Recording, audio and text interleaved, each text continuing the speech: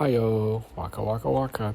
It's me, Hamwise, the pig detective, and I'm coming at you live and on arrival from Tanda Studios in Saskatoon, Saskatchewan. Oh yes, what hilarious hijinks I will be getting up to tonight with a brand new comedy hour, where I will make you laugh and I will make you roll and maybe I'll make you make a belly roll. Yeah, so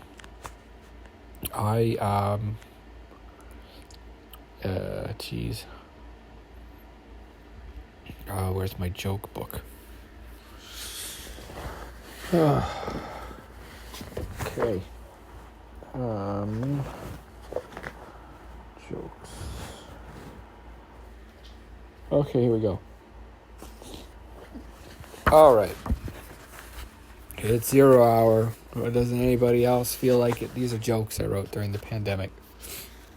All right, everybody. It's 0 hour. Blur's Day.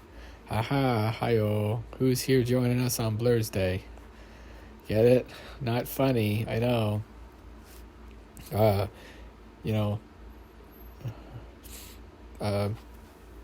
Hey, how about all this plague going around? What a coffer, hey? Hi-yo. Waka waka waka. I'm here all night, folks. So the pandemic, during the pandemic, I was alone for 9 months with just a plant food company, and now I'm terrified of people. And so I'm lonely, but also I have a stabbing loneliness inside me. Hi-yo, waka waka waka. I went to the mall the other day, and I wanted to die because there's so many people everywhere. Hi-yo, waka waka waka. Who else is autistic here in the audience? I know I am. I've been bullied as a kid. I've been bullied as an adult. I've been bullied my whole life. And boy, is it funny. Did you know that when you're systematically bullied for years and years, you develop a fawn response so that people that treat you cruelly, you treat nicely? Hi-yo, waka waka waka. That's just another chapter of my joke life. Hi-yo. You know what's funny about all my struggling is a lot of it could have been relieved with therapy, but sadly I can't really afford that because I can't even get a mortgage, and my life is like a joke compared to everybody that I know. Anybody else in that space? You know, like where you look around and you're like, oh, wow, I'm like a loser. Hi-yo, waka waka. That's what I'm like. I look around at everybody I know, and like everybody I know is doing better than me. Hi-yo, waka waka waka. I'm Hamwise, the pig detective. Don't take any. If you take anything I say seriously, don't take anything I say seriously. You know why? Because I'm a pig detective, an American pig detective, and you wouldn't want to believe my piggy lies, unless you need a word from my good friend here. It's Honky the elephant. Hey Honky, I got a joke for you. What's brown and white and bruised all over? Me when I get home late. Hi-oh. Yeah, I mean, some stuff's not a joking matter, right? But you just gotta laugh about that your life has become such a joke. Like, was anybody expecting to be living like this back in 2019 or 2020?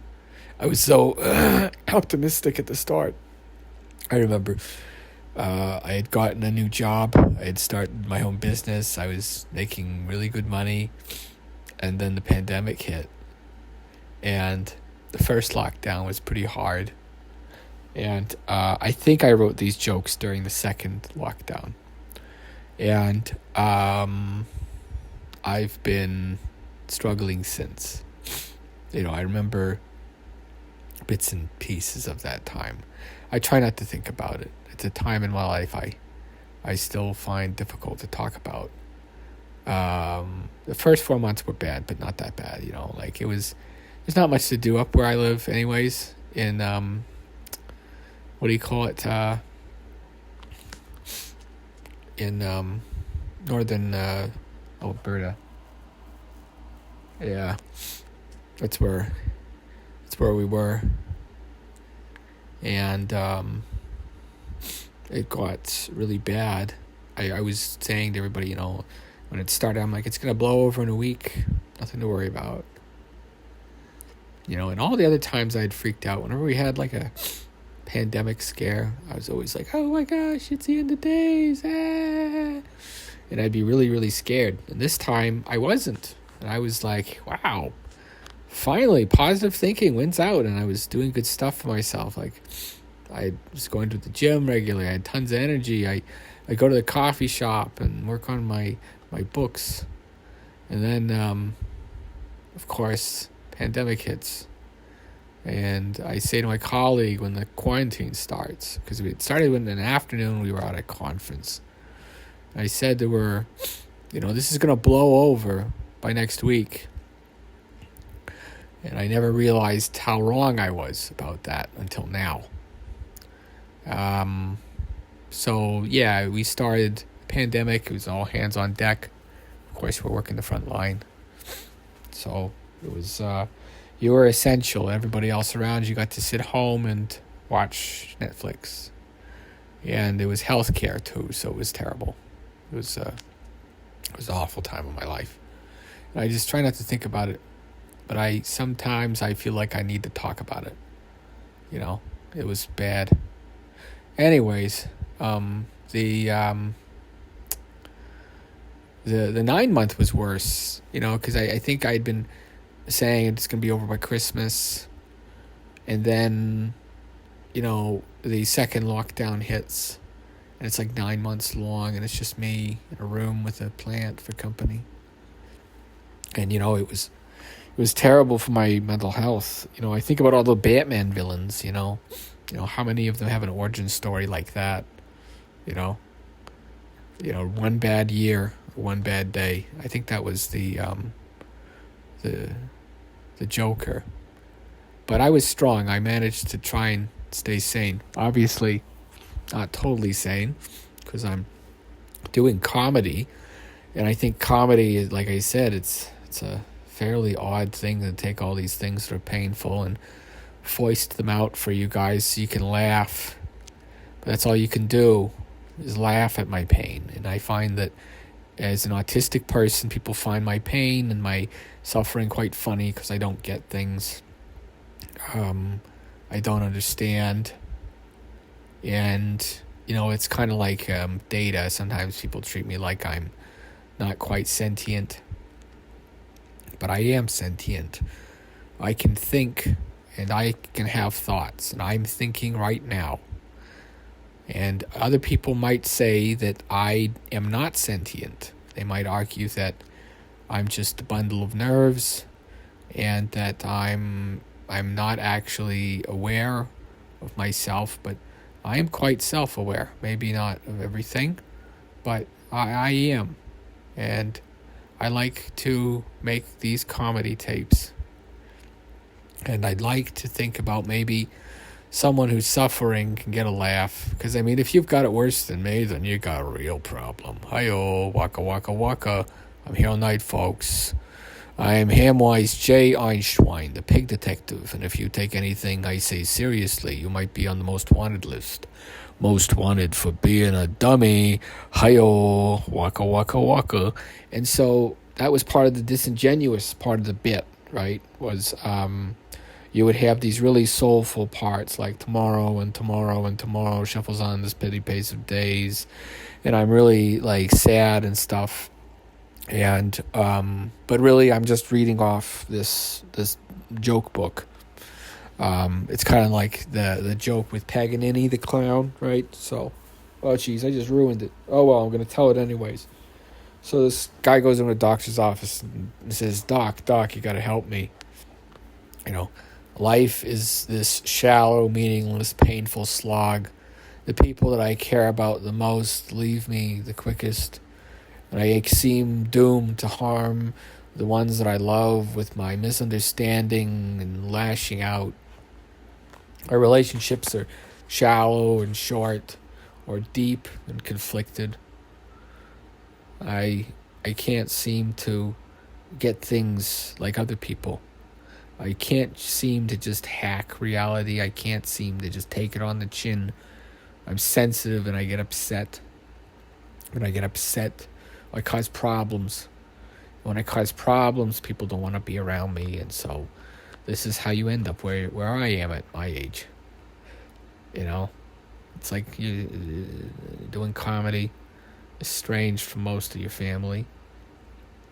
You try to show up and be there, but it's like this other world they're all from, and you're from this world of poverty, and you're not well off, and they all seem to have it together. And so, that's the thing about comedy is, it's fun when it's told from somebody in a really low place. And let me tell you, I can't see the sky from the bottom of this pit. It's like, so the clown, he keeps talking about how meaningless life is, and then the doctor's like, okay, go see this clown in town, and then surprise, surprise, the clown is the patient that's asking for help. And that's kind of what it's like when you work in healthcare, as well as our human being. Like they say, healthcare heroes. Don't trust anybody that calls you a hero. It just means they're willing to sacrifice you. And that's what we were. We were just a sacrifice on the front line of a quiet war. No shots are being fired, but it's being waged. Yeah, who knows, though? Who knows what's going to be like in a year, even. Hopefully I'm still around next year.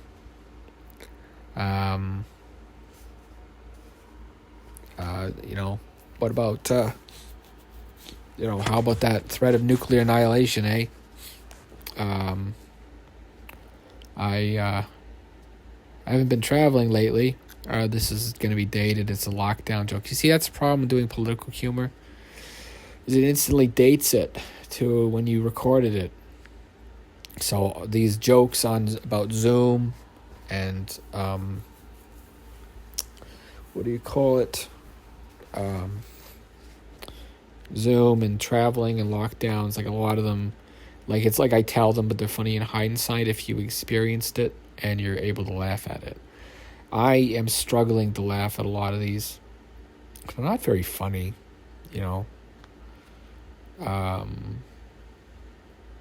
Yeah, the main solution I see for it all is just to get rich somehow, and then buy enough, have enough money to get away from society, so I don't have to deal with it anymore. Because it's so hard to just go out and interact with people after that experience. So, that's kind of the idea. With all my little get rich streams.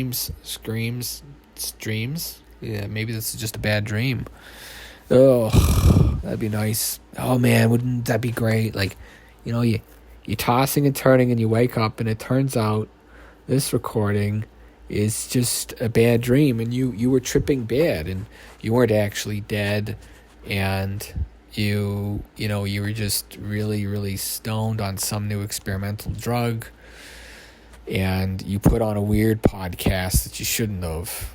And it started like it was talking to you and you got really paranoid. Do you remember that time? No? Well, that's happening right now. Hi-oh, waka, waka, waka. So I don't know who needs to hear this, but you're loved and important.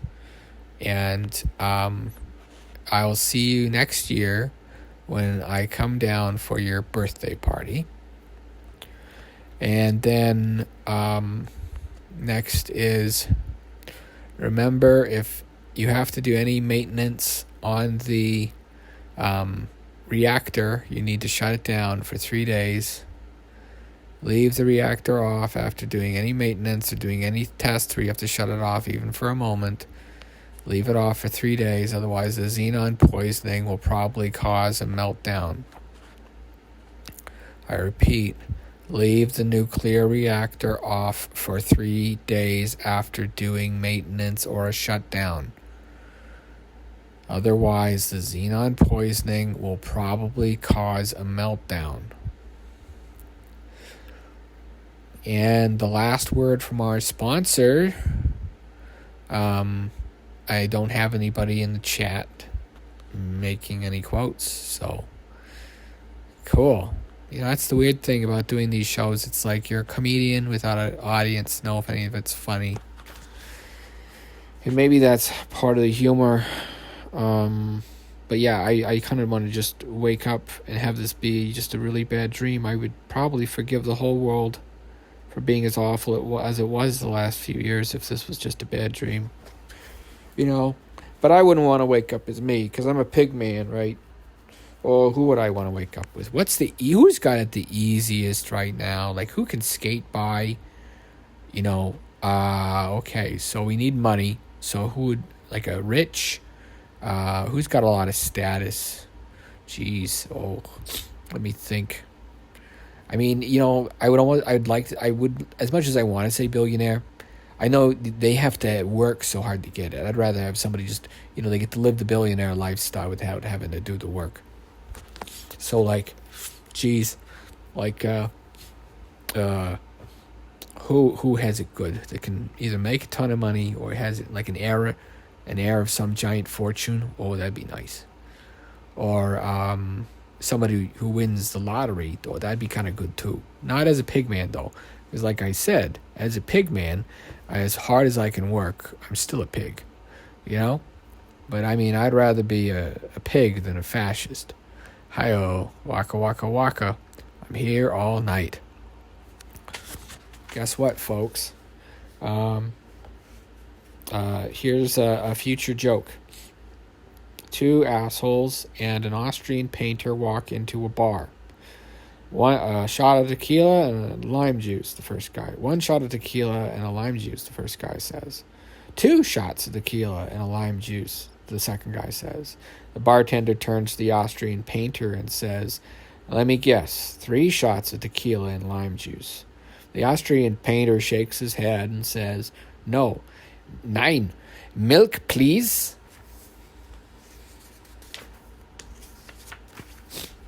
All right. Here's another bunch of jokes from my joke book. A man comes home and finds his wife on her back, and he says, "What are you doing, sweetie?" And she says, "I fell." And she says, "Well, why do you need help getting up?" And she says, No, but I'd like to talk about it." Hi-oh. Waka, waka, waka. I'm here all night, folks. You ever see that, that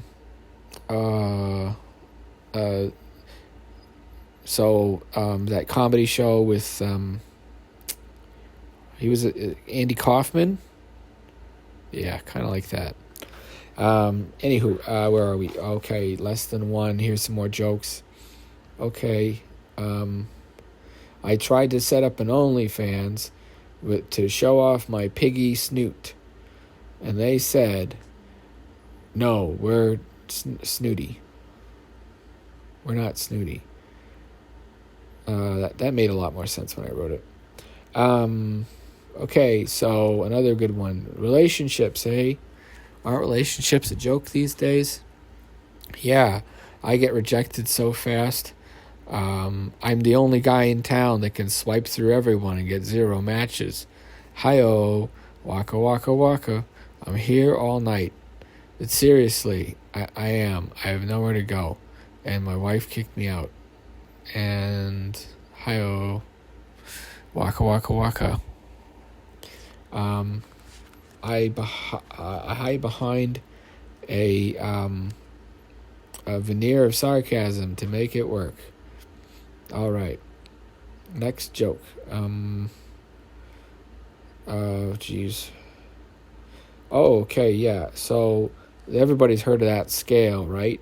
The 1 to 10 scale that people rate people on of attractiveness. I never get rated on it. You know why? Because I'm funny. I'm funny. I never get to breed. I'm a part of an ugly people project. You make people that are really ugly and weird, and you set them loose in society so they can be berated and knocked around by normies. And it's comedy because you get to listen to our screamings and our art. And so we're part of the predated class. Because I think there's 2 types of humanity. There's the people that have the power and the status and the wealth, and then there's schmucks like me that are just trying to get by. And I'm doing what's called fawning behavior, because despite knowing that society will continue to reject me, I continue to try and be accepted and part of society. And it's quite comical to watch because of all the painful contortions I go through. Like sometimes I feel so sad because I haven't had a girlfriend in 5 years, and I have graying hair, and my mutton chops are quite gray now, so I look in the mirror and I wonder where the years go, and I'm still alone. Everyone else around me is in love or has a family or have people around them. But I'm not good with that stuff, so I don't get to have that. That's because everybody gets some things. I'm part of the undateables, the pariah group that's outside and weird. And, it's, you focus on hobbies. I have so many hobbies. I think hobbies is like code for your like maybe ugly or something, because I have so many. And I have been trying to date recently, though. My friend set me up with someone, but I can only see her once a week for about half an hour because she doesn't have time to hang out otherwise. So I hope that goes somewhere, because honestly, I feel like a panda. I have no chance in the wild. If I was like a hog, then I'd probably do fine. Like wild hogs, they take over anywhere. But for me, I'm just this oddball mutant. I'm like a dumb dog that doesn't realize I'm being kicked. And so I go back to the people that abuse me and berate me again and again and again. And that led to a lot of bad times in my life. So I wonder what post-pandemic dating will be like. Will we all meet through Zoom? Hi-oh, waka waka. Let me think, what else we got here? Oh yeah, no, that was part of the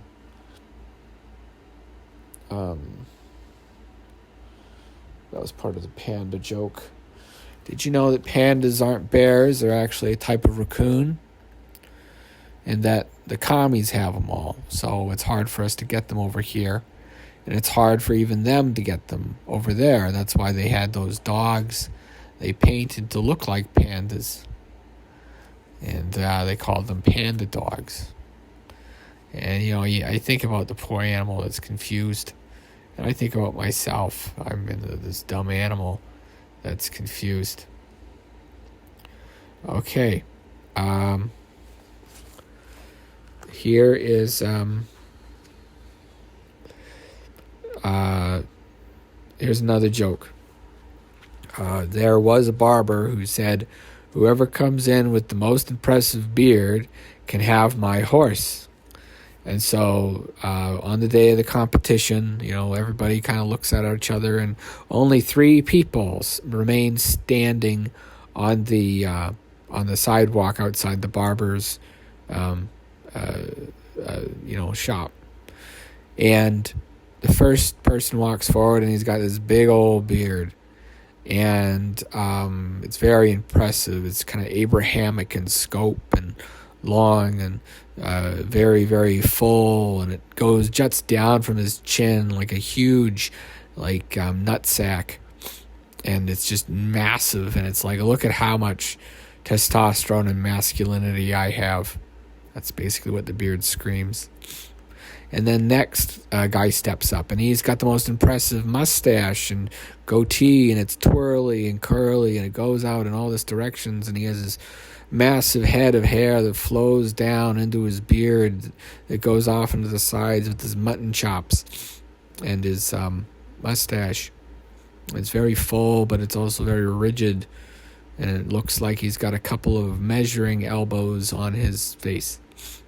And the third contestant steps up, and it's a woman, and she doesn't have a beard at all.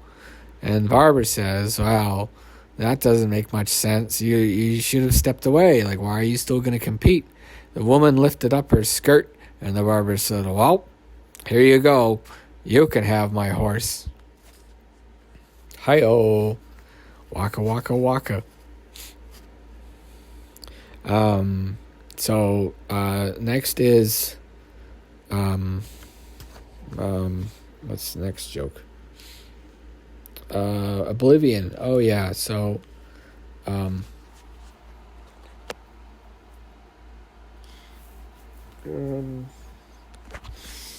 what's this?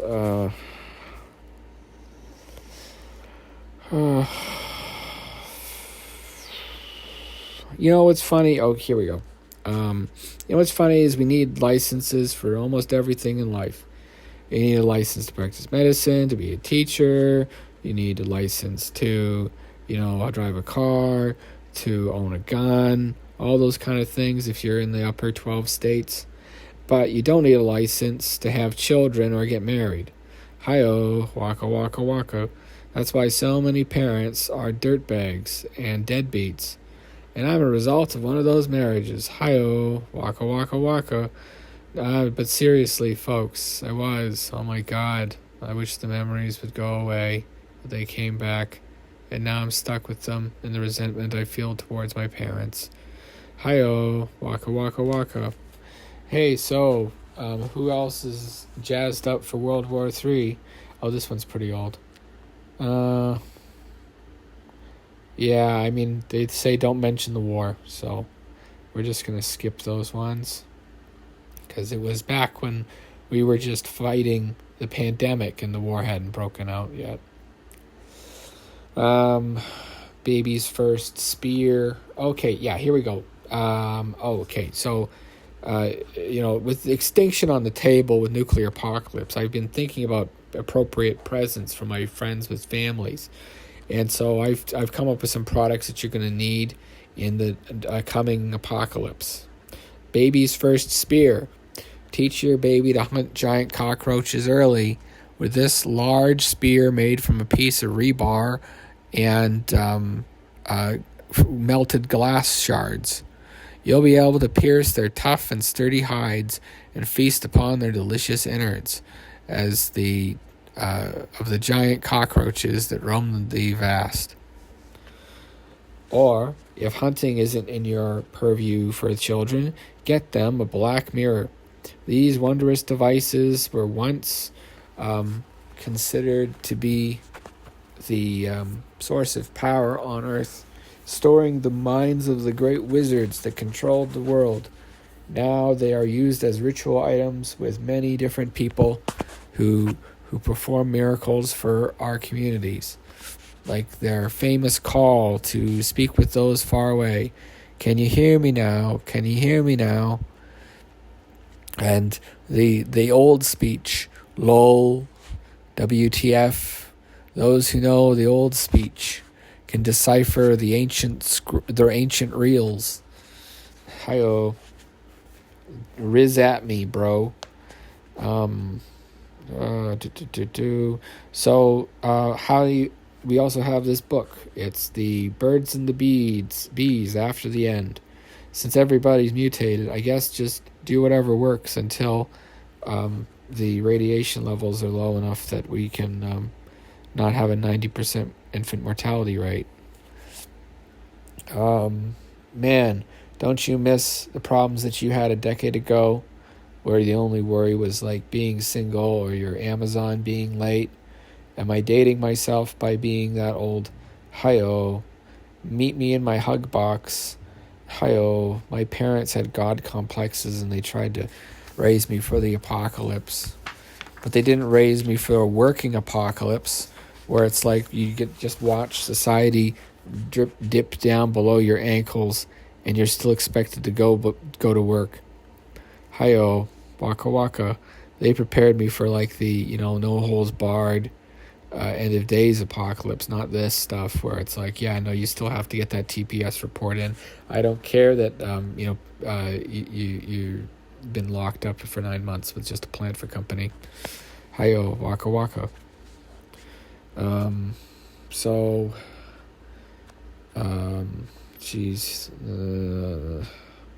haven't been feeling myself lately.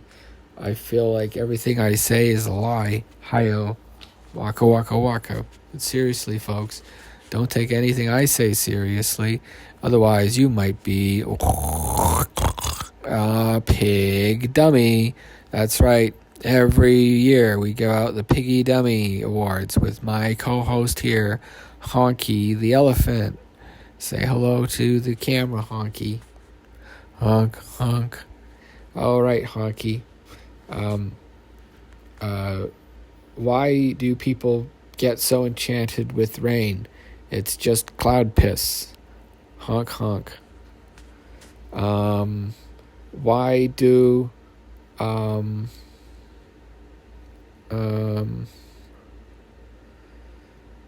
that's funnier than paper. Okay, climate change. Hi-oh. Now topic change.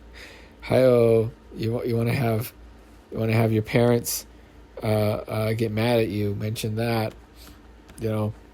Never mind that we're the ones that have to grow up in a dying world, taxed to the extreme with pollution and geopolitical problems that could have been completely avoided if they just had played along a little bit better when they had colonies. But no. And now it's like, oh, geez, NATO's surrounded by their former colonies and everybody's mad and we're on the decline. So it's great to be an American right now. I'm so happy to be in Canada. Hi-oh, waka waka waka. So I've lived through like 3 apocalypses now. The 2000 Y2K, the 2012 end of days, and the 2020 pandemic. And, I remember the 2020 one most recently was, wow, what a snap out of it and get some real estate. Haha. Oh, that doesn't make any sense now. Oh, yeah, here's another one. Okay, when during my parents were like, oh, yeah, you're going to own nothing, and you're going to like it. And I'm like, that's the way it's always been. I've never owned a house. I just, I've always just worked, and I can't get a mortgage.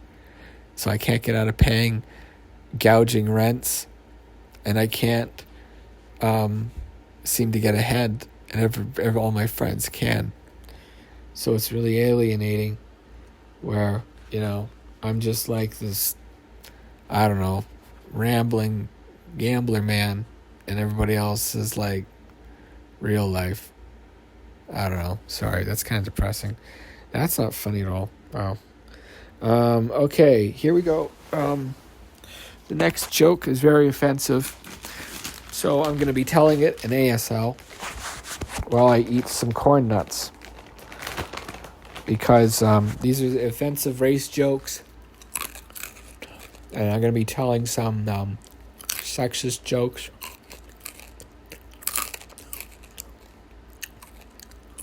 And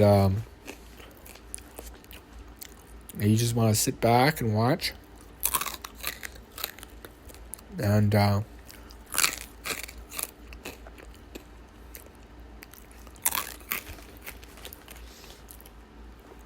Hope that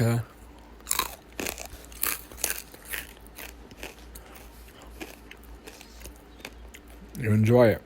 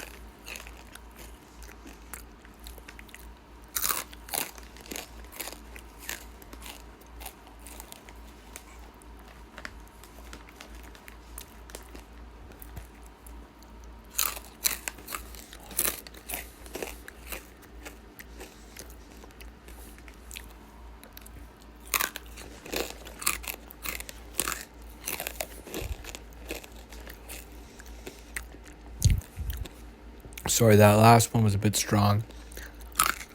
But keep watching, and I'm sure one of these other jokes you'll like.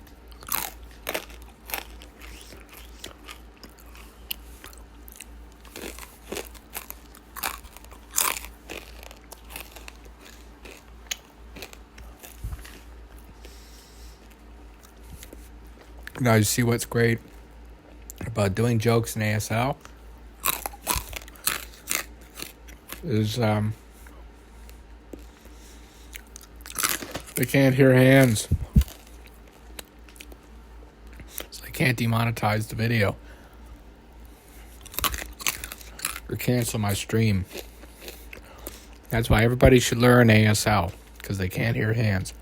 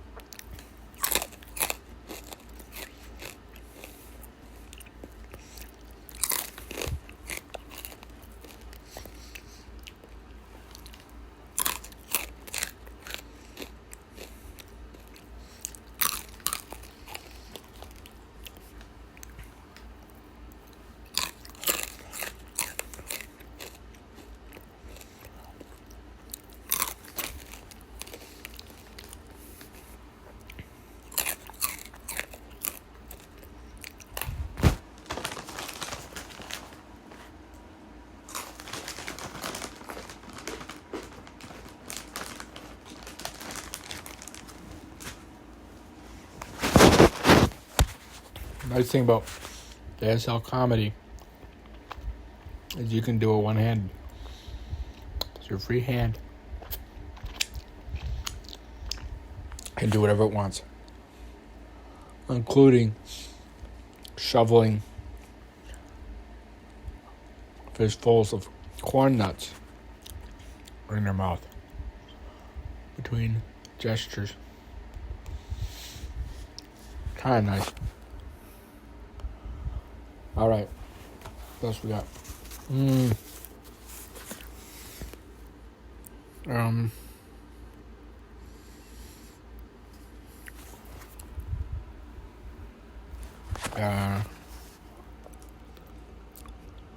Capitalism is the best system we have. Does it look like it's working though? Hi-oh. Waka waka waka.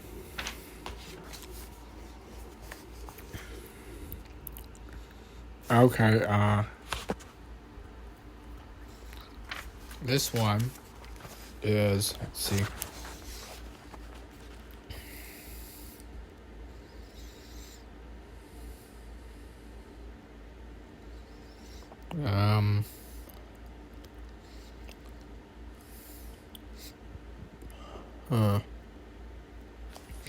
Yeah, sorry, this is a long staged show. Hi-oh.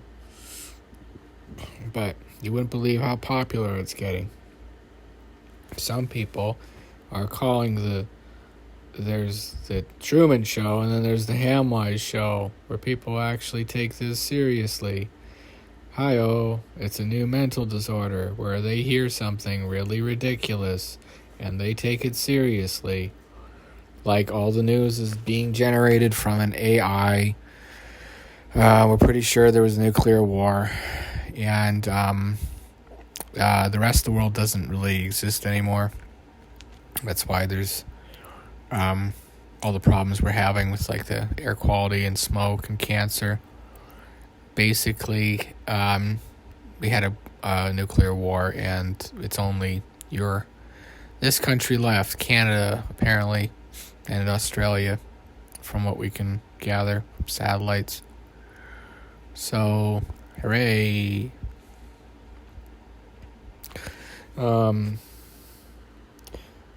So anyways, people will take it seriously, and they'll think that, I'm speaking directly to them, trying to send them messages to present the end of days.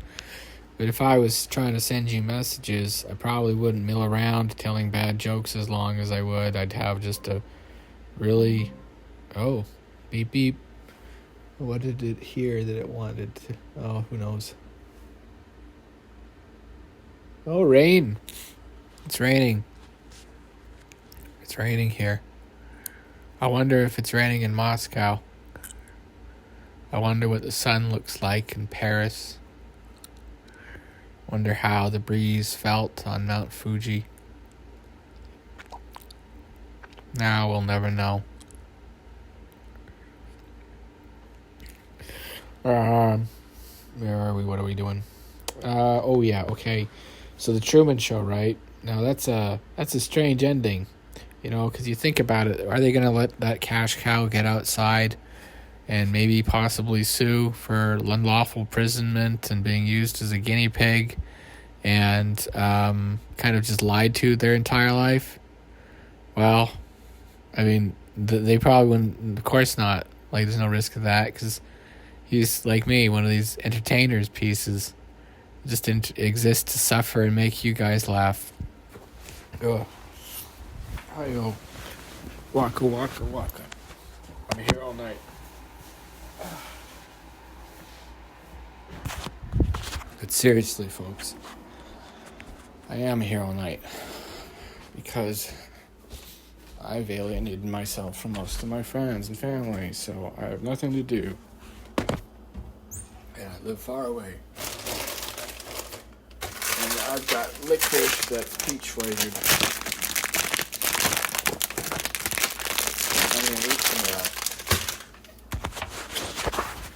Jeez, I've got a lot of snacks. I'm almost like I'm a pig man.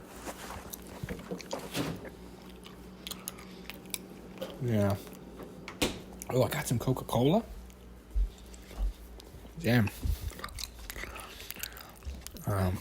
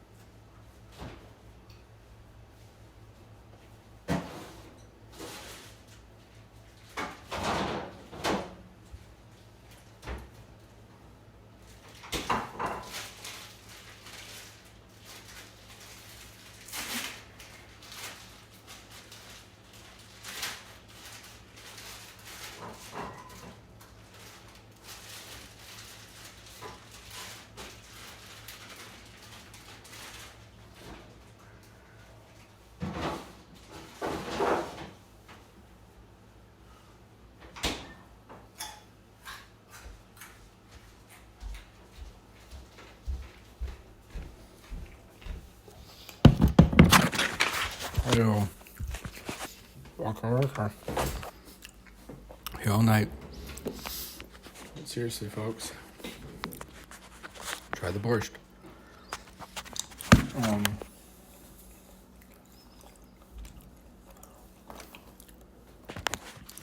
COVID ruined my sense of taste. But I like calling it Wuhan flu still. Because people don't like it. When people don't like something, you should do it more. Because it's usually because you're touching on a nerve for somebody who's more powerful than you. Within a reason. Yeah. You know, it's weird. Most of my sense of taste is gone. And sometimes I'm like, I buy weird flavors of food just to see if I can taste it. I can still taste Coca-Cola. That stuff is kind of flat, though. Not quite flat.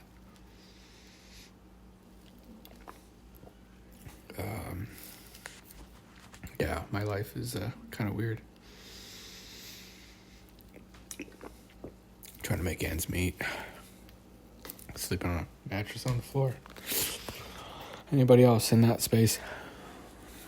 Am I the only one?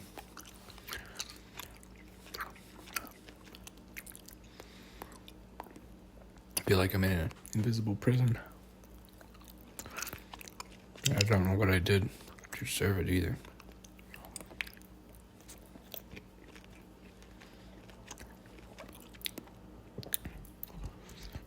It's like everybody else got to be part of this other world. I just get to hear about it. Watch scenes of it on television.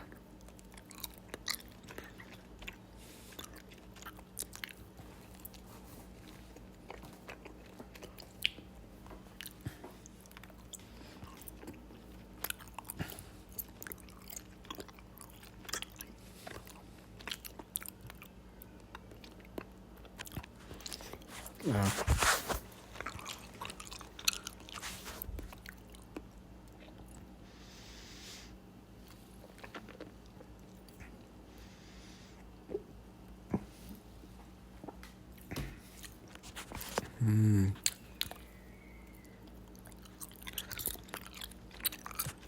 Sound is so weird. Ugh. You know, it's like, why did I bother buying the candy? Can't barely taste it. Like, carrots are about the same. Whereas licorice, actually almost better. Because I can do like a Bugs Bunny impression. And what's up, Doc? Hi-oh. Waka waka. My hair all night. Jeez. Need to find my joke book.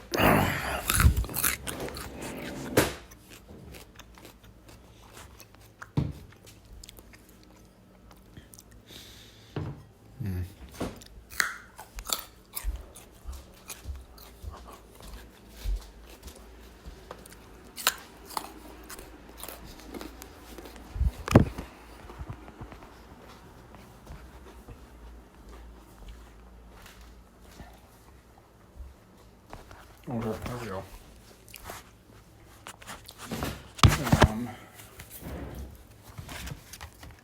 Okay. Oh yeah. I'm not worried about living in No Truman Show, though. I'm not interesting enough to be paranoid. Hi-oh. Waka waka.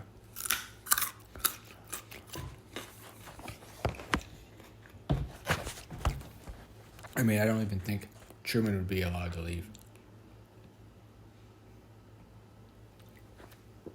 They killed Kurt Cobain for a lot less.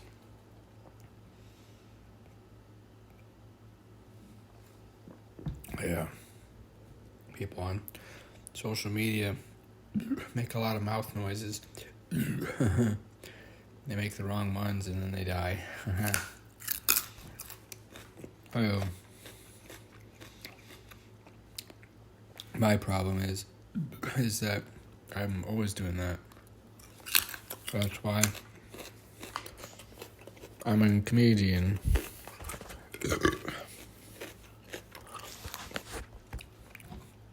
Hi-oh.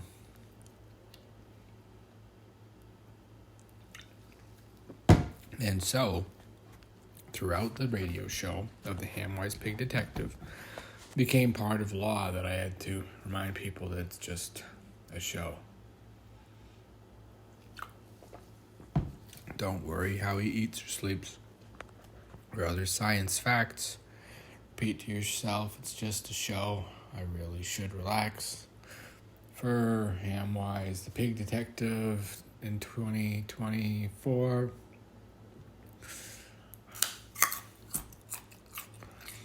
Anybody else watch Mystery Science Theater? I love that. It was so funny.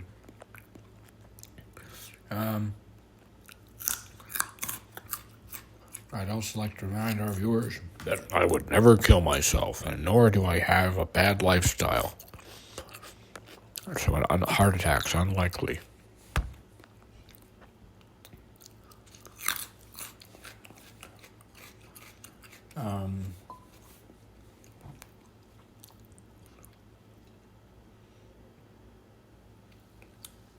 What's my life like? It's really weird. I live in like this other world than people, right?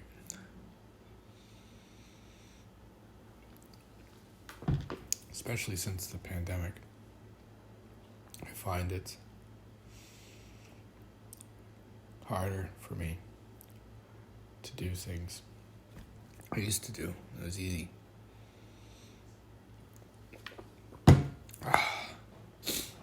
And, you know, when you actually sit down, have you ever sit down and actually tasted Coca-Cola?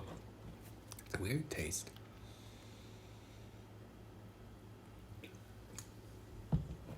Like, I can still taste it, but it doesn't taste the same. You know, sometimes I joke that this is, I shifted realities. And that's why none of the food tastes the same, because the je ne sais quoi that is taste doesn't transfer to interdimensional travelers or people that have come back from the dead. And so I'm basically like a zombie that has to eat, but can't taste anything.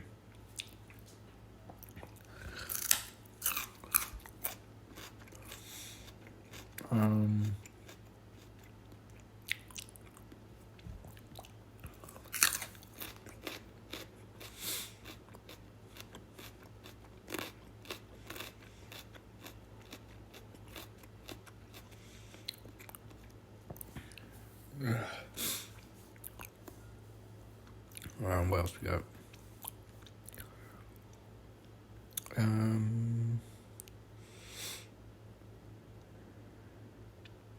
Oh yeah, it's this or talking to myself. I went to my friend's wedding the other day. Oh no, no, that doesn't work. Yeah. Here we go. Here is the next bit. You know, it's kind of fun having the pity party as the pig man, being part of Losers R Us. Hi-oh, let it rot. I ain't doing self-improvement. Screw that.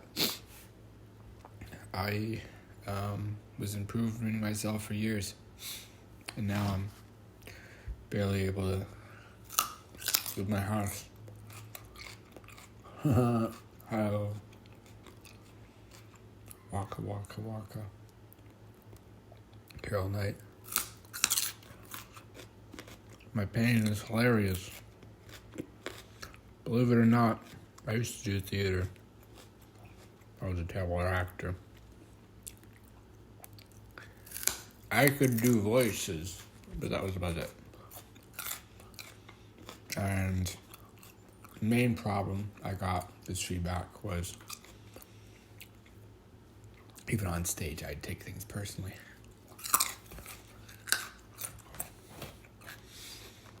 Oh, I know I was only acting, but it felt exactly like it was all for real. Anybody else like Caro Bonito?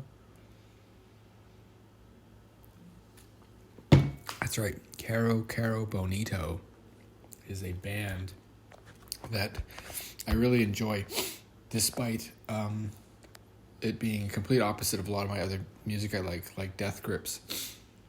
And there's apparently this weird cross section that people have noticed of people that listen to Caro Bonito and people that listen to Death Grips. Is apparently a group. She's delightful, and so is MC Ride from Death Grips. I like strange music. I play it for my friends when I see them. But a lot of the time, I don't get to see them because they find me irritating. And they don't let me use the remote on the TV because I just put on my vaporwave over and over. And they get annoyed. And they don't tell me that they're annoyed until I've been doing it for months.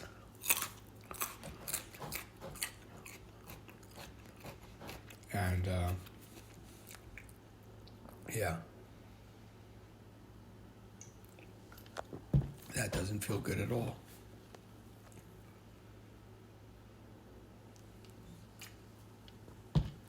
But that's okay. Oh, wow. I haven't drank a Coke in like a while. I rarely drink Coke because it's bad for you, right? But I usually, for the most part, all soda is the same. Like, my sense of taste changed, so nothing tastes quite as it did before. And it's kind of like in Hitchhiker's Guide, where every universe he goes to, tea doesn't taste quite the same. You can't get a decent cup of tea no matter where he goes. Hitchhiker's Guide to the Galaxy. Anybody else can read that? No, just me. I'm just a giant nerd. Hi-oh. Waka waka. Yeah.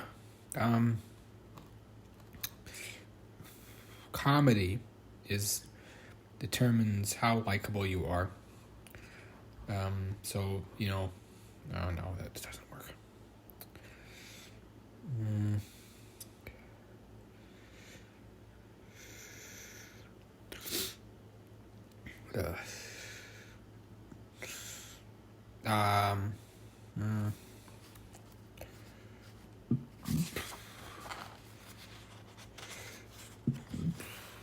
I never really got to go on a real road trip with friends until I was 37.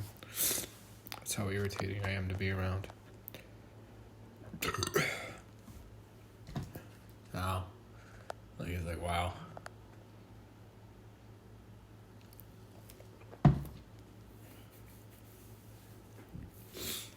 What else we got? Oh, I've done this bit. It's the provinces, where I roast each province name. So, I'll skip that. Yeah.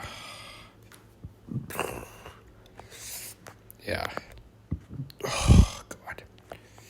That's a lot of pop.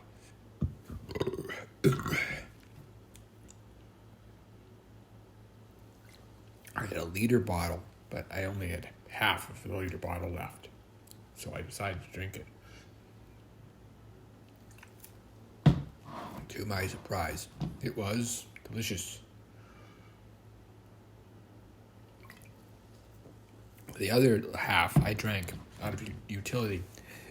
I needed to drive like 6 hours to do a birthday party. So I needed the caffeine because I don't usually drink caffeine. I'm going to be up all night with this. Jeez. It's kind of pathetic. Like, I can't drink caffeine on like a weeknight anymore because it keeps me up too late. Now it's like caffeine is like Coca-Cola caffeine is like real cocaine Coca-Cola, right? I'm making a joke about being old and stuff affecting you differently. Let me see.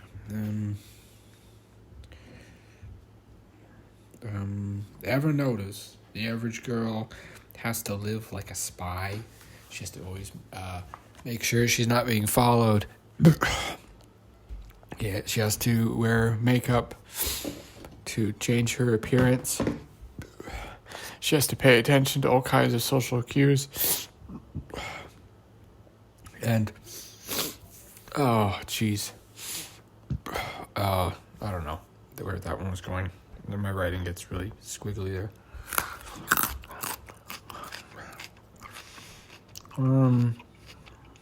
Okay. So,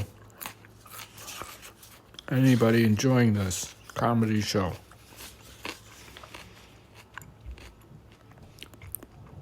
I look, let's read some mail. All right, dear Hamwise, you look like an ugly bastard from hentai, which is odd because you have a dented forehead and a piggy nose and piggy eyes and a piggy brain. You look like a mentally challenged detective with mutton chops and a goatee. I hate you, get bent, and your handlebar mustaches and hippie hair has got to go. Thank you for the fan letter, little Timmy. Let's read some more mean comments. You're a shitty comedian. Comedy shows are full of you, but it sounds like you're drunk, eating food, and talking unenthusiastically into a microphone.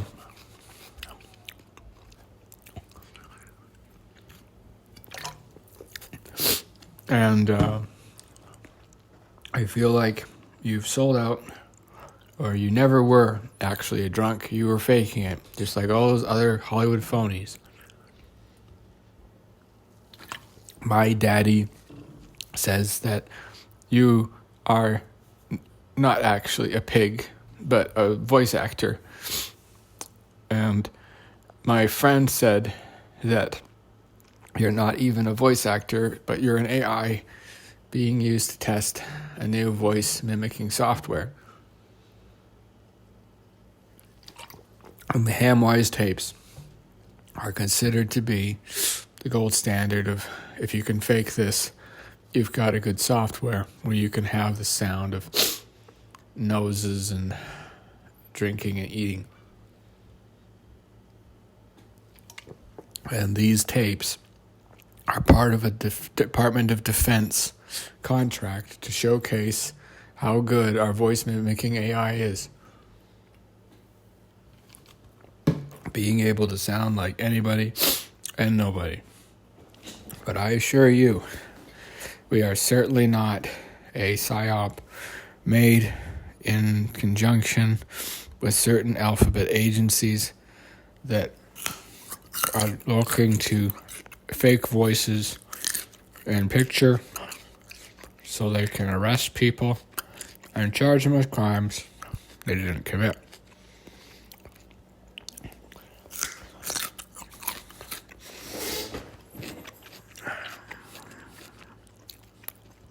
Wow. Thank you for that.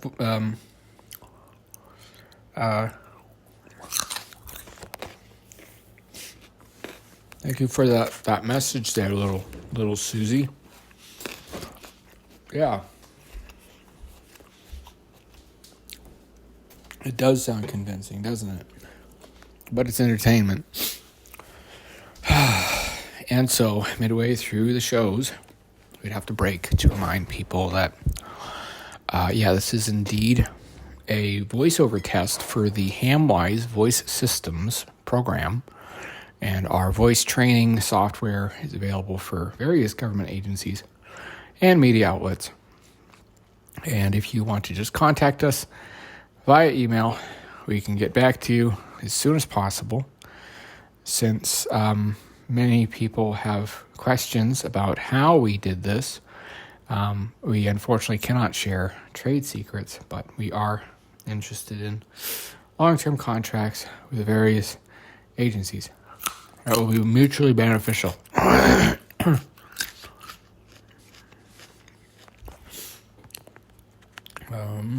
What else we got?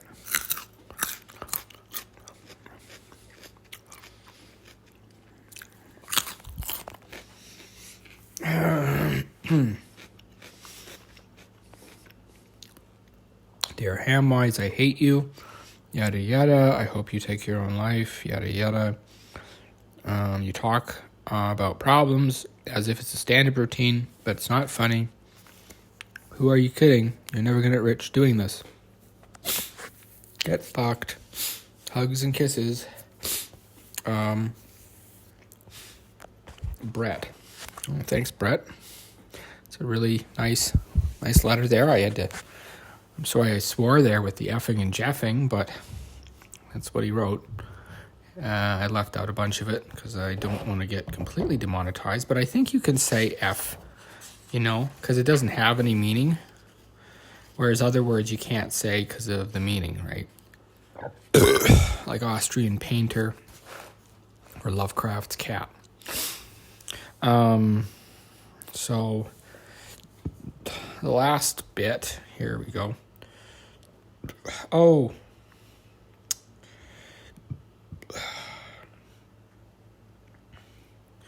Okay. Looks like we're going to take a break from our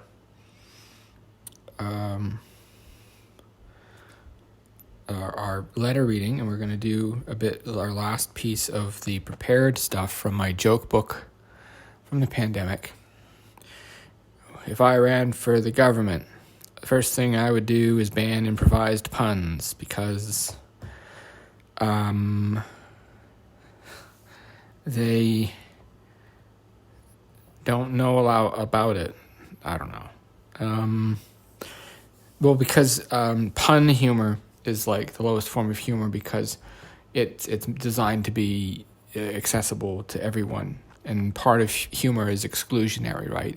You have to have something that you're mocking, and that means sometimes you're making a joke at somebody's expense. Most comedy, anyways. That's why a lot of comedians make fun of themselves now in front of people. Right, Rodney Dangerfield, right? I get no respect around here. Am I right, folks? Hi-yo. And you can't make a lot of jokes. Some of them, people are like, oh, well, you can't make a joke about that. It's not funny. It's insensitive. The ones. Can't even say them without demonetized. Without getting demonetized, rather. But what is really offensive? I don't know anymore. The rebellion. They're on the offensive. The revolution will not be broadcast. Revolution will not be televised.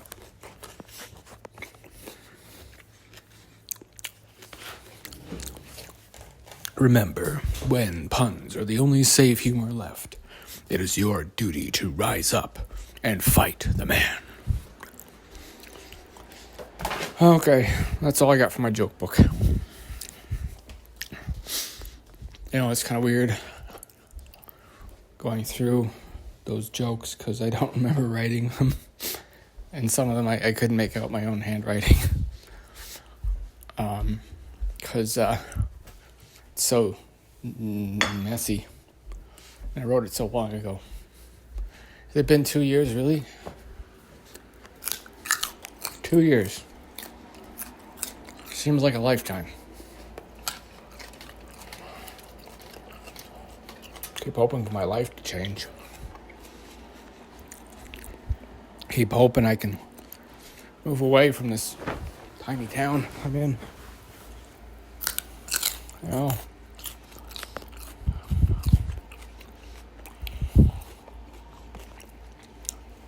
Keep hoping that I'll have good things in my future. Mostly. And just, if I have enough to get by, it's okay too. It's just hard always squeaking by, you know? Like, it'd be nice to have a time of plenty. There might be a pig man, but can't eat like one in this economy. Got some carrots.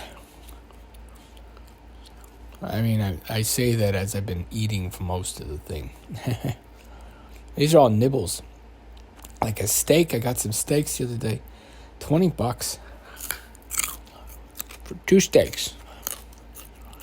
Can't afford to eat.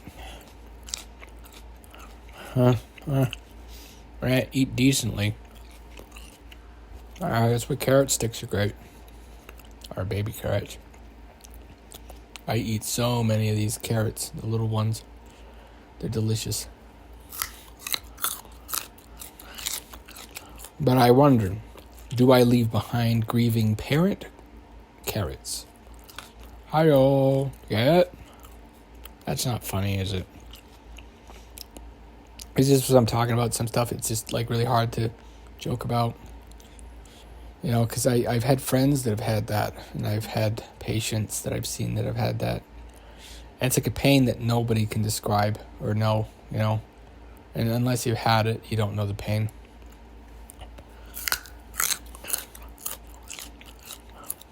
So it's kind of strange to, you know, be like, wow.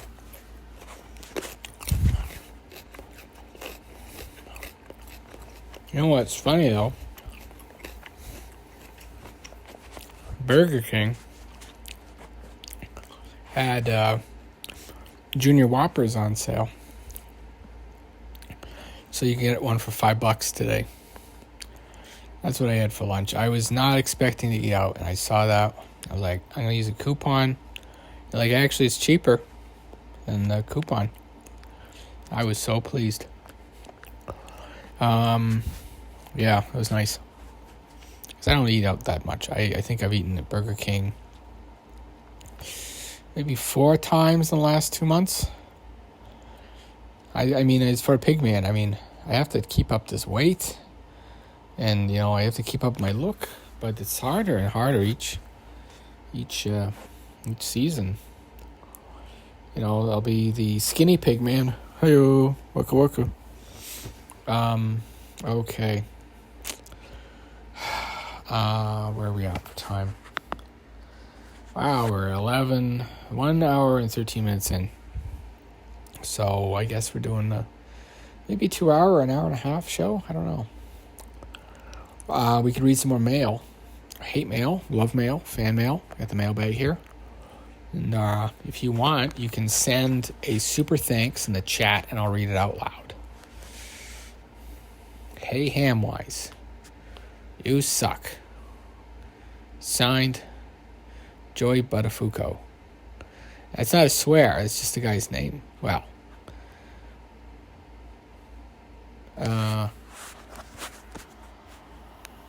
Okay.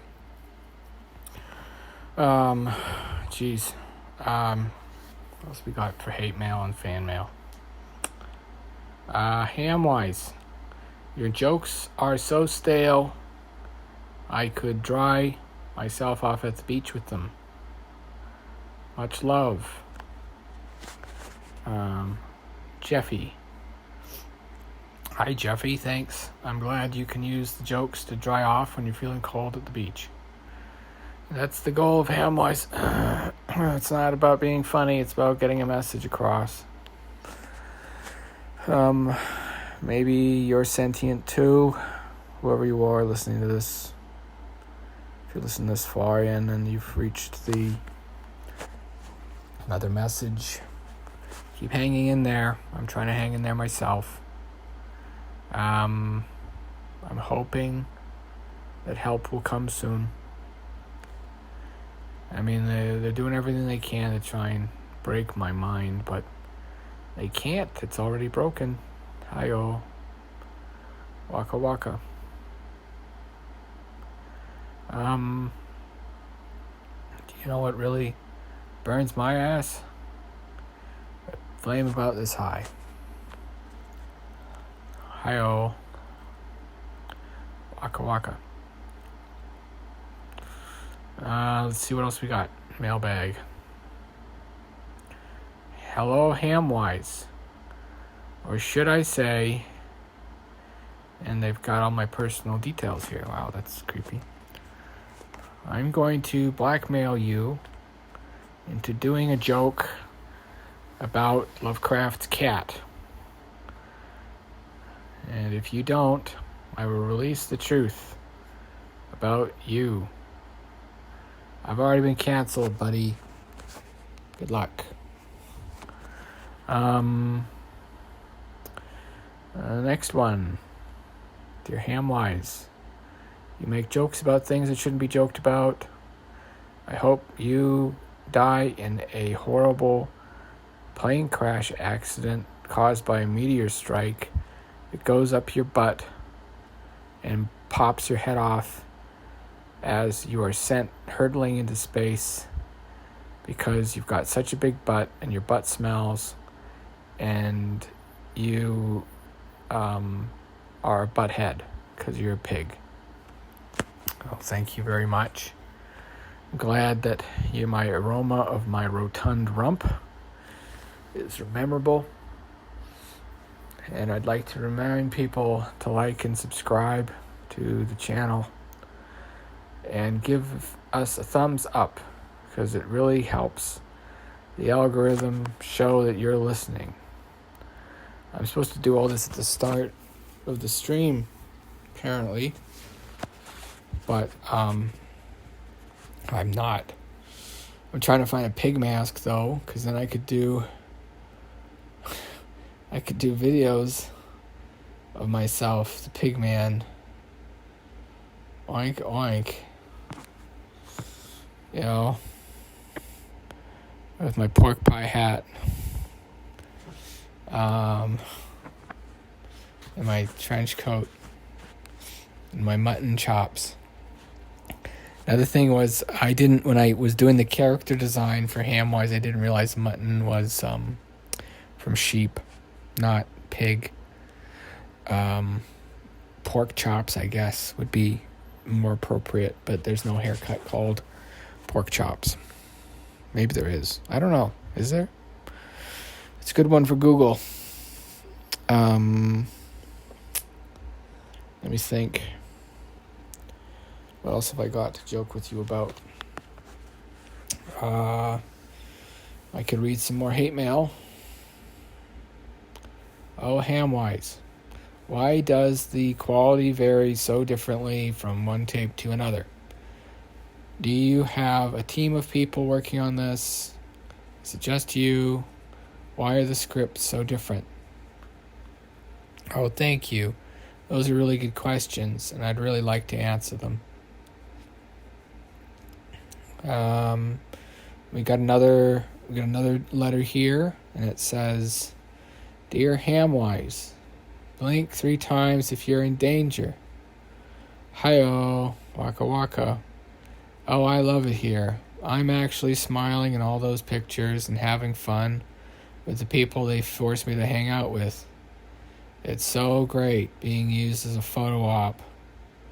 I really don't like it though, and I'd like to go home sometime. Ha ha ha. From your butt to your mouth, you can poop if you go backwards. Okay, that didn't make much sense. Signed, Hamwise. It's a message to myself from my future self, I guess. Well, I mean, it is a show about time travel. And what's more ridiculous than a time-traveling pig? It's Honky the elephant. Herk, herk. Hey, Honky. What do you think of the election people this year? Herk, herk. Oh, wow, Honky, you're so funny. I can't believe you said that. That's so offensive and topical. Herk, herk. Hi-oh, waka waka. I don't know how comedians keep up their energy.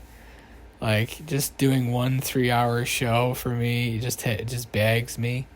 Like, halfway here, it's like, okay, I hope that Coca-Cola that I just drank, is going to give me energy.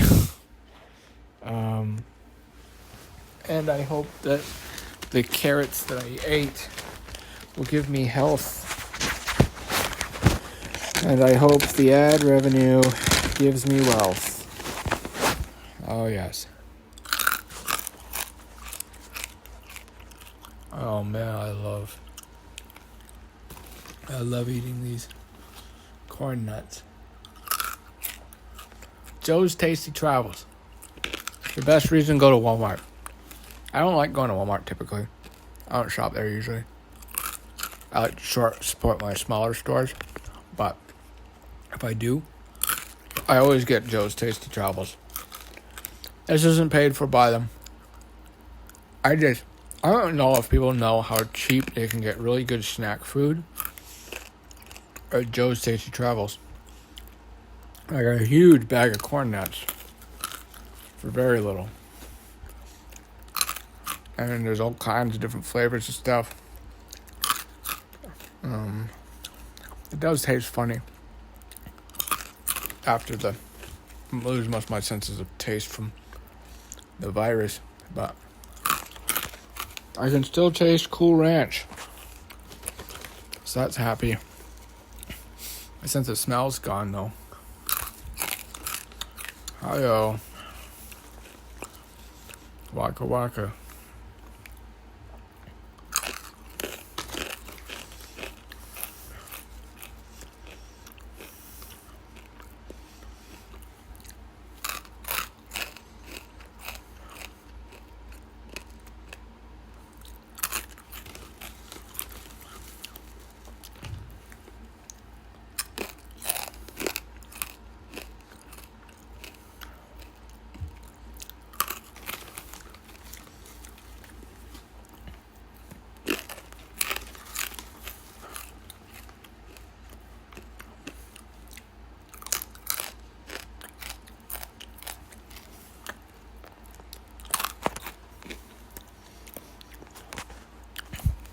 If you're looking for a beautiful tourist stop, Strathcona Park in Ottawa has the best river and park this side of the St. Lawrence. Come explore the exciting art display of the old house and the best place to play chess in a sunny, beautiful spot right beside the river.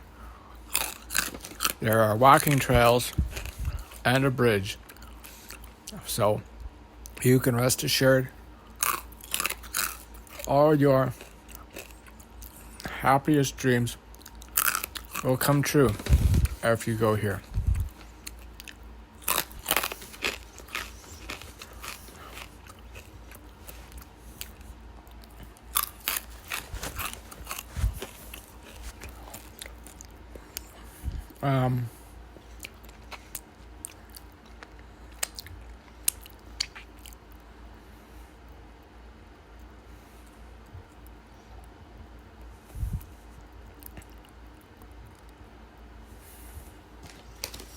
You know what's funny?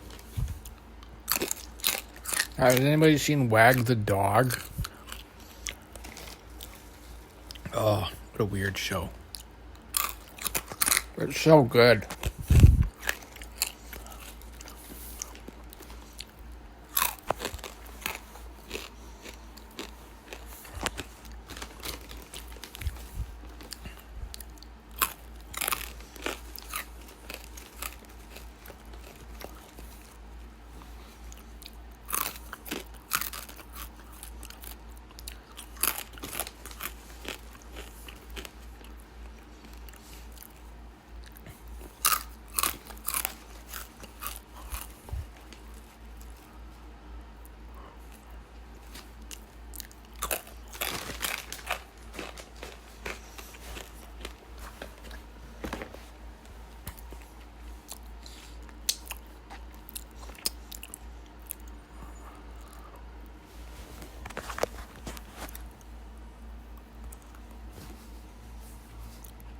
Now you see the idea is, like, you're doing these things when you're doing a Hamwise tape, like this part where I'm just eating again. Now we put that in, it's because it's called what's called buffer. So if you do things called buffer, it's not funny at first, then it becomes funny, then it's not funny, then it becomes very funny. And that's the idea with what's called the buffer. And so you can put it into comedy acts where you'll do something kind of inane, sort of like eating a whole egg, a whole salted deviled egg on stage.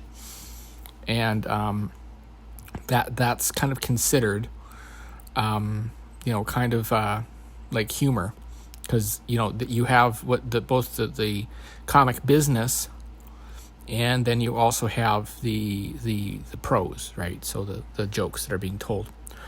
And now with buffer, you're kind of doing comic business, but you're not. And so it's an inversion, right? So usually comic business is doing something very silly, and when you're doing buffer, it's something really mundane, but it becomes funny because of how out of place it is.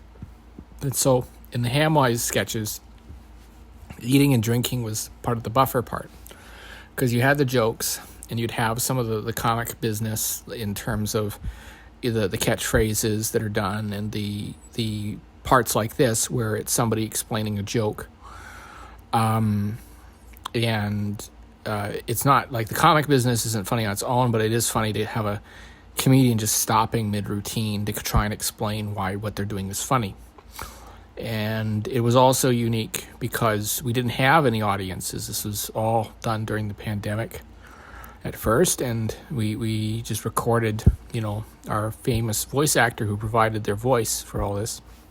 And then we started making tapes from those, and we just used the range. And so the problem was it was actually easier to just get Hamwise, the voice actor, to record the videos than it was to actually have us do the modulation up and down throughout the recordings. Because each time you want to do a different voice, you had to tweak this or tweak that. Otherwise it sounded really stale. And the earlier tapes, when, those were the training tapes, we came to the conclusion it was actually just easier to have a human do it.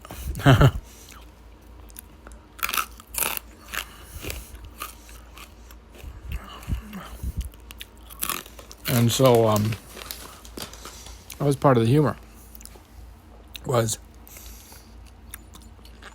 just like Porky the Pig's voice actor. We made him indispensable by having a peculiar way of speaking. Hamwise, the pig detective, became indispensable because of his own peculiar way of speaking. And, that was part of the issues with the early recordings, too, was, just the laziness. We would just feed the script in and have it pump something out. And, like the scripts, of course, are just generated, recursively, right? So you have one comedy routine, and then a few more comedy routines, and those routines are made to make other routines. And so, unfortunately, you just get this problem of recursion and generation, right? So, it's like when people aren't learning to draw based off of, like, anime, right? So I watch lots of anime. And so when people are learning to draw anime, sometimes they use anime to draw anime instead of just looking at something real and using that as like, okay, how would I draw that but anime style and my own style? And so that's why a lot of the show's characters are becoming so exaggeratedly odd now, is because it's not people learning to draw in an anime style when looking at an object. They're learning to draw anime by looking at other anime. And so none of that's of interest, except to a very small, again, like the Venn diagrams, you have people that are interested in anime and in people that are interested in comedian pig detectives that make, sexist jokes and time travel jokes and are part of called hyper-real humor. And so the thing with hyper-real humor was the half of the humor was showing it to somebody and seeing if they got it. And so this would be the part in the tape where the person that you're watching this might start feeling very offended. The joke was on them. You know, you were actually being tested by this person who showed this to you to see how you'd react. And you've either passed, in which case, congratulations, and or you failed, in which case, well, good luck. So, basically, the humor at this point in the tape is that I've been listening for so long to what essentially was generated in 5 minutes on a computer and then pumped out with a voice modulator. It made this sound very convincing. And, you know, that's because, you know, you're living inside of a Unix 32 simulation that will end on January 13th, 2028. Right? Shoot.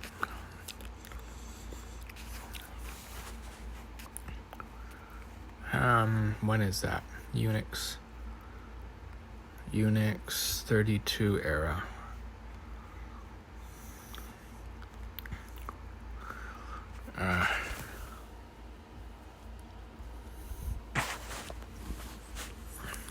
It was 19th, January 19th at 3:14:07. That's 2038.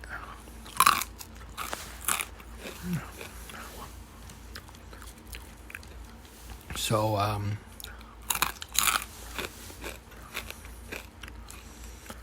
that'll be a problem in a few years. So just watch that. Apocalypse is coming next.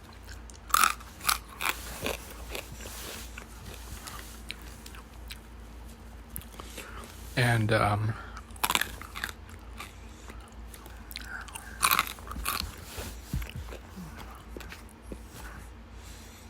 you know, the main problem is, of course, the 32-bit Unix systems are going to go. And because we have so many systems and so much to update, that's kind of why they're preparing by scattering different populations to different countries right now. Is because if the lights go out and they don't go back on, we don't want to have the same bottleneck in evolution. We want to have a whole bunch of hap groups mixing, so that maybe when we get back up on our feet, we won't be as, no.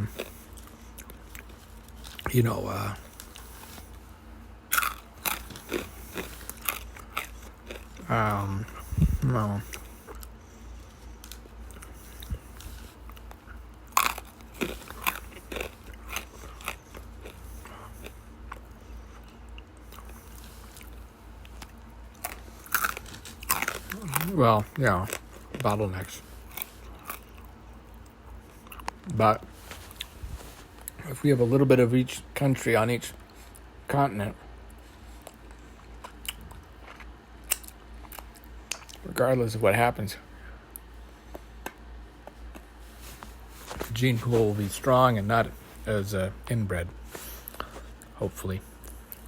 So let's keep our fingers crossed that the end of the 32 era, that the simulation just ends and we just all wake up and we're all fine and happy, and everybody gets the body that they dream of, and everybody gets happiness free for everyone, and let nobody be forgotten. And I think that's such a great sentiment, especially in this day and age, you know.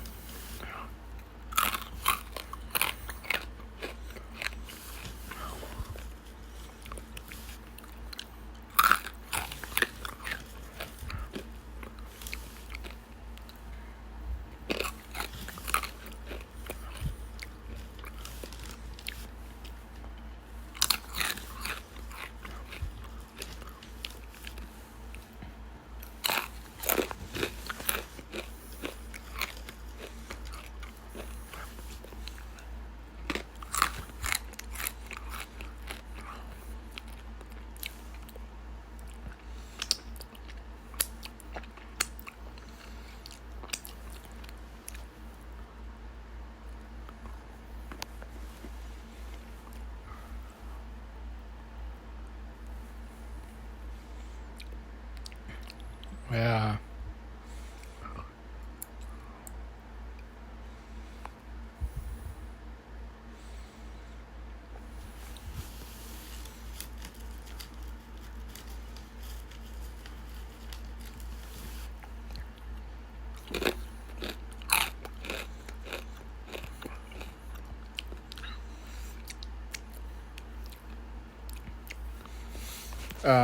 Okay. Yeah. So anyways, where was I? Geez. I think we were going for the 2 hours today. Yeah, so, yeah, I don't know where to go with that. I mean, I think I've only had like maybe an hour worth of jokes. But with buffer, you also stretch out your stuff, right?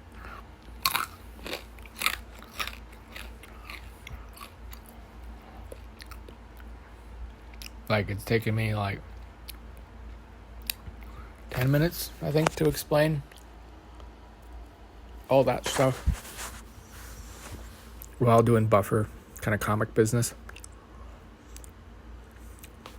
Also, what's funny about buffer is that you're filling comedy time with stuff that's not going to be funny to a lot of people, but it'll be funny to your fans. Like, they're like, oh, he's eating again, and they'll laugh. And then people that don't like it, of course, they probably won't watch that far, so it doesn't really matter that you're doing it, because the people that like it will watch it, and the people that don't like it won't have gotten far enough to get to the buffer, right? It's different than fluff, right? So fluff would be like if I told skeleton puns or bear puns. I would make some bear puns right now, but things could get grisly.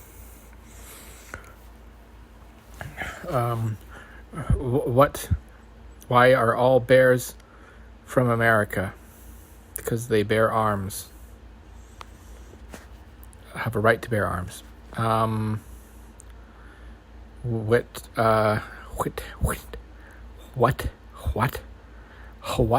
Maybe that's how I do it. It says do the American voice here. What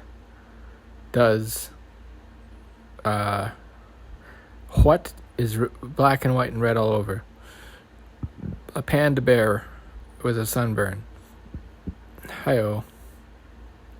Waka waka. I'm here all night. I know more bear puns, but they're quite polarizing.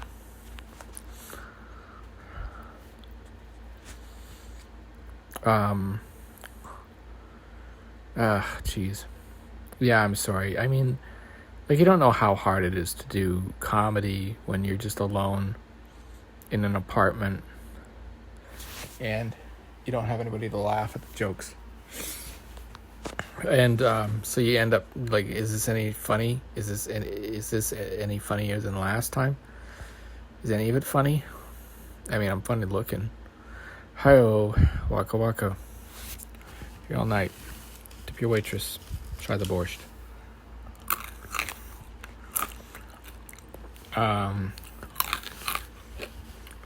Lately I've been feeling like Tennessee Ernie Ford with the 16-ton song. You know that one? Move 16 tons, what do you get? Just another day older and deeper in debt. Hi-oh. St. Peter, don't you know, when you call my soul, I sold my soul to the company store.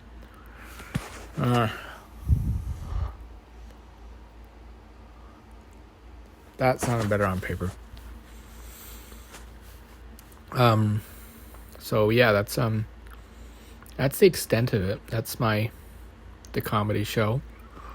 And now we have to do the commentary so that people don't write in and get the police to swat me again.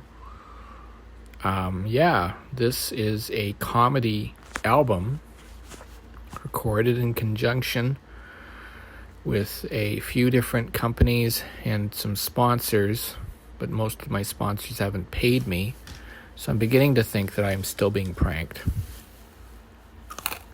That's what I'm just going to produce. I'm going to promote the products that I like and use. Like Joe's Tasty Travel Corn Nuts. So good, you'll pig out.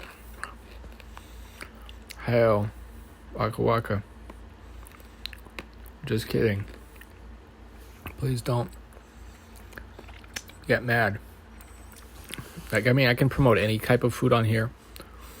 I'm just reading off the bag that's in front of me. You know, and another piece of the show was, of course, the people are like, oh, you know, it's actually sending hidden cryptic messages backwards and forwards in time. The problem is, even if you send messages back in time, if the person who gets them knows what will happen if they create a time paradox, they won't actually act on them. And they're trying to do you a favor. So maybe, if you can alter the past, just do it. And stop trying to get me to do it. Because I'm not going to. You guys want to, you know, it's like the trolley problem. That's a lot of the issues with the time war. It's like, people are like, oh, you need to pull the switch. It's like, no, I don't. If you're the one asking, then you make the decision. You know, that's the solution to the trolley problem. Don't put that decision onto me. You can make your own decision and I'll make mine, and I don't even need to justify which one I take. I'll just either pull the switch or not pull the switch, and you don't need to know.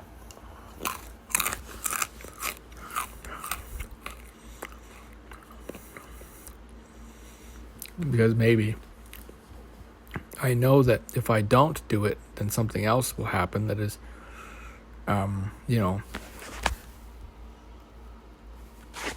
even stranger. Or if I throw myself in front of the train, what will happen then? Will it still get the other group of people, or will it stop after it hits me? Not that I have any plans to throw myself in front of trains. I'm not. I'm talking about the trolley problem, you know, which has been this joke recently. But you know what else is a joke is? Everything on this recording. That's right. I don't think they can tell humor from what's real. But they do ban anything that is too offensive, so that's probably why this is a low view count, which is fine. Shadow banning is fine, because if you're meant to find this, then you're meant to find this. I don't know how much longer they'll be keeping me alive. I don't know how much longer I'll hold out. You know, if I have some kind of accident, wasn't an accident. Even if it looks like it. And also I live pretty healthily. You know, aside from what you've heard today with all the snacks I was having. It's part of the show. I actually go for walks quite regularly, and I try not to eat too much junk, so it's also unlikely that I'll have a random heart attack. So, you know, probably poisoning or maybe an unfortunate accident like falling down an elevator shaft.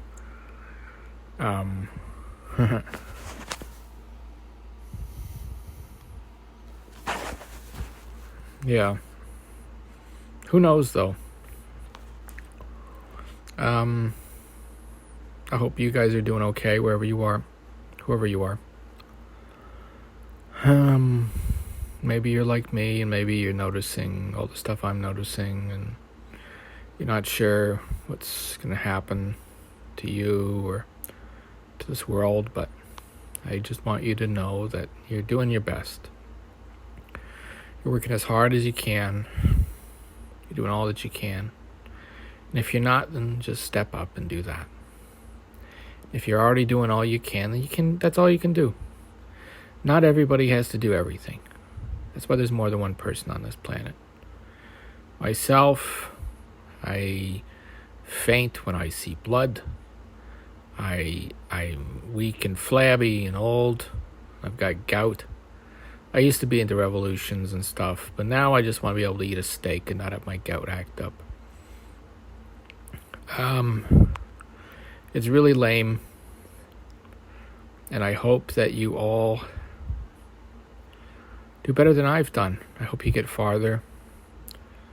I hope maybe you get the truth or something like it. I don't think I'm going to get that. I don't think it's in the cards. And aboba. Hi-oh. Oink, oink, oink. I'm Hamwise J. Einschwein, the pig detective. What a funny comedian I am. Making lots and lots of jokes for all of you in this strange ergododic fiction extravaganza of hyper-real humor.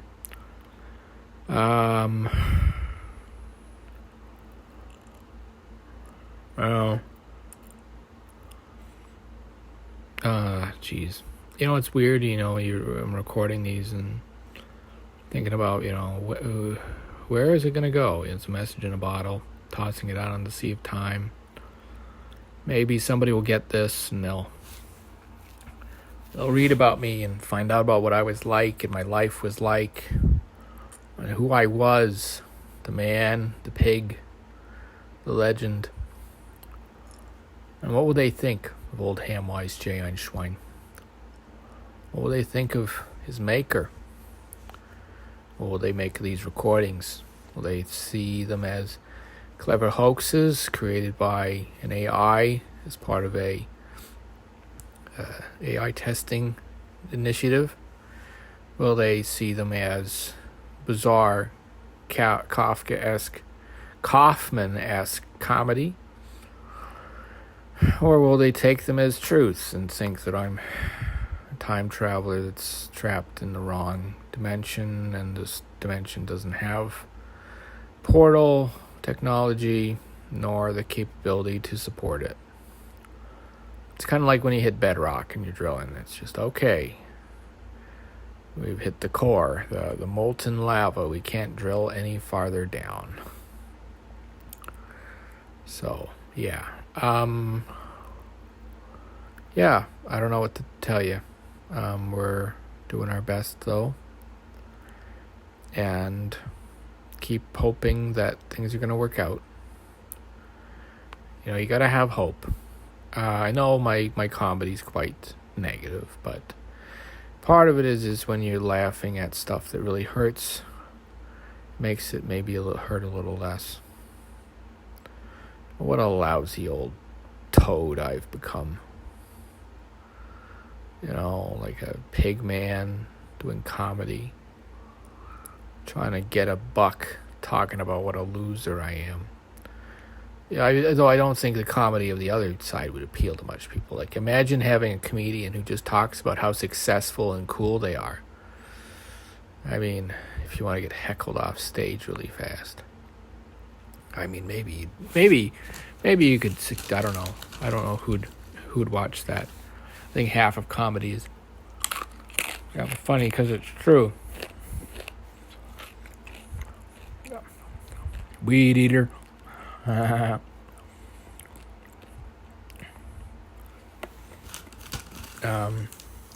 10 points if you got that.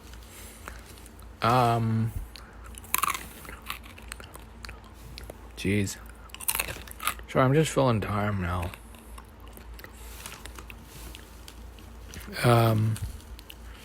Or am I? Maybe this is part of the comedy routine where I sound like I'm really bored. I punctuate it with crunches of corn nuts. Isn't that fun?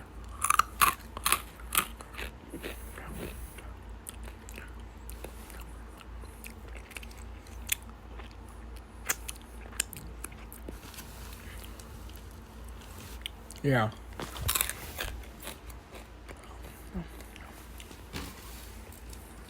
I don't know.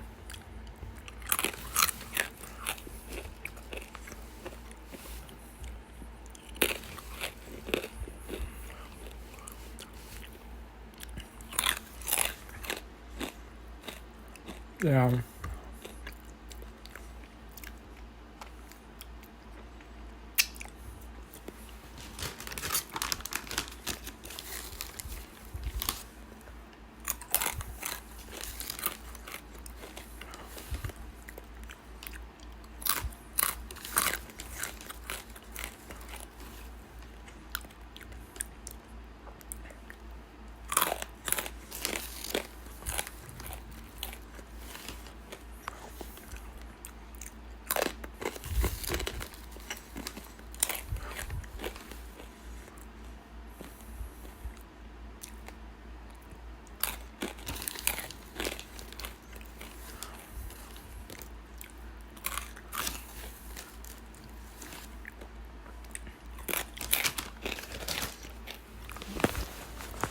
Now, do you see how this would be funny?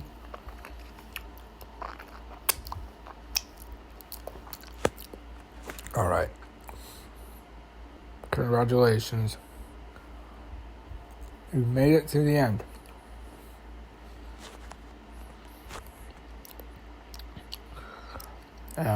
Well, kind of at the end. We have 9 minutes left in our podcast or sermon today. Hello. Jeez. Talk for like an hour, 2 hours almost. And, I mean, I ran out of material, I think, like an hour ago. I think part of it is just, making really intimidating looking recordings, because then people will be like, wow, how do they simulate that?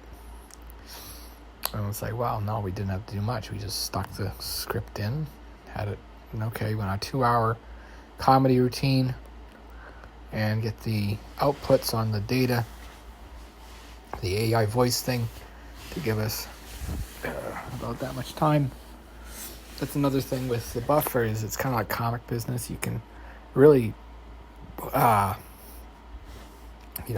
fluff the size of a routine to be as long as you want, because you have all of this just crunching, chewing, or noises that you get the actor to make for the routine.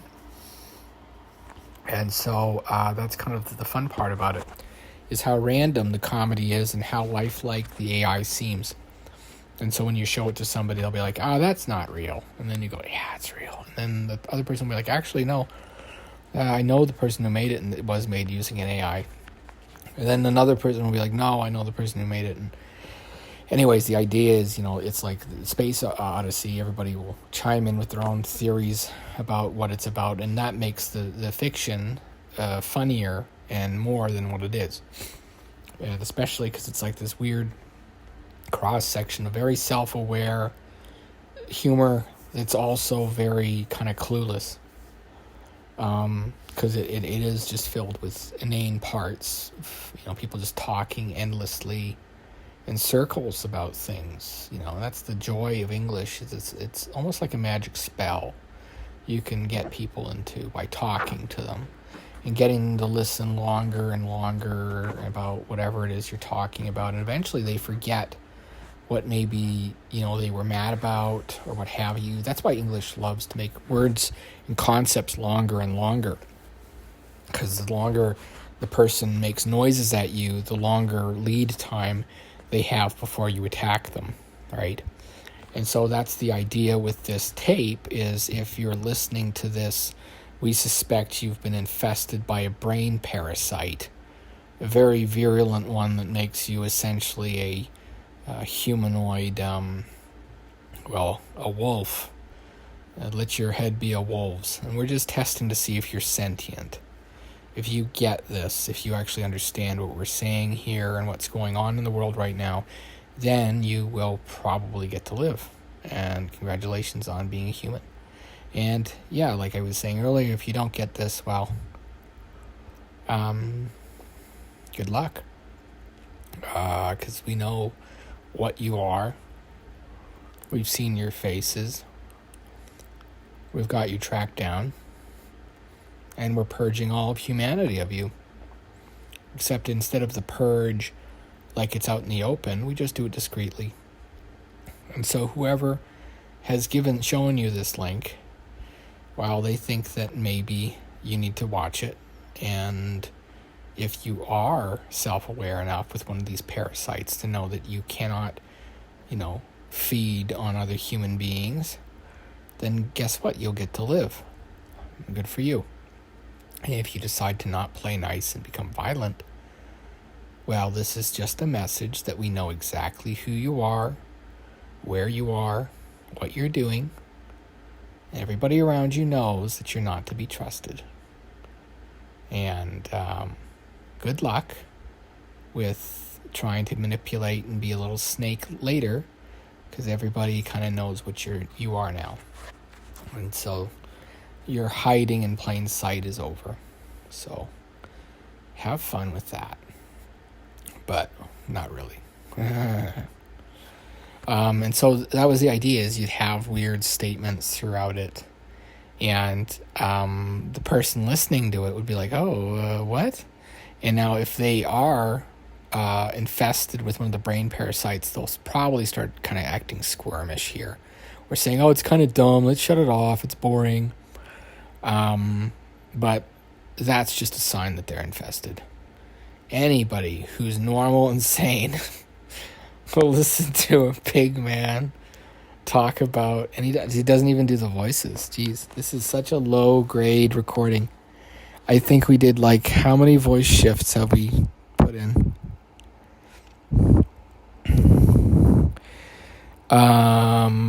Like maybe 8 voice changes. Like, that's how low effort we're putting for this one. And we did sound effects of people eating for, what did it say here? It's broken up, so it's hard, but it looks like about 30 minutes.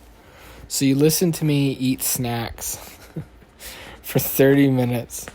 You listen to me talk in ambling circles for another 30, and there's about an hour worth of jokes. And basically, after the halftime mark, the entire show turned into a are you infested with brain parasites test. Because if you are, then we've probably had to quarantine you, and you don't even know it. You're probably living inside like a kind of a fake world right now.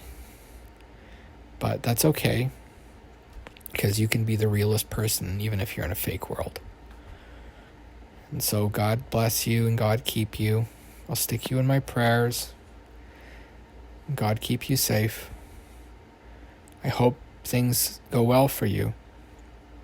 I hope that wherever you are and whatever's happening, that our side is winning, that goodness and light will prevail over the forces of old and evil. And the Aquarian League will continue its efforts to secure the promised future for us in the conflicted past. And even though it might be reckless, that you alter the timeline to give people what they need. And maybe that's already what we're living in, the best of all possible worlds. It's just hard. So I hope that, I don't know where I'm going with any of this. I haven't got the words. They didn't teach me how to think. It's always just been mugs. And I go on like that. And it's from Roadside Picnic, my favorite sci-fi book. And the only thing I can think about are his final words. It's that idiot as he walked towards the meat grinder, towards the wish granter. Happiness, free for everyone, and let no one be forgotten.